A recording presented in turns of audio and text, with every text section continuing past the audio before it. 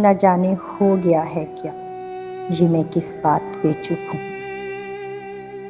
कभी सोचूं तो लगता है मैं अपनी जात पे चुप हूँ। कभी आवाज से मेरी हवा में साज बजते थे, मगर जो इन दिनों गुजरे मैं उन हालात पे चुप हूँ।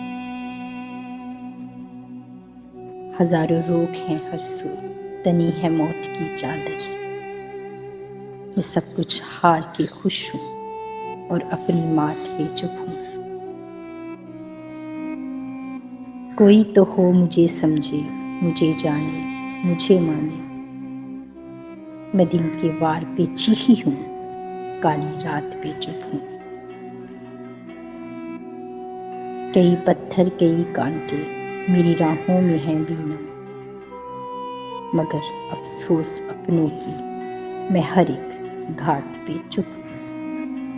मगर अफसोस अपनों की मैं हर एक घात पे चुप हूँ।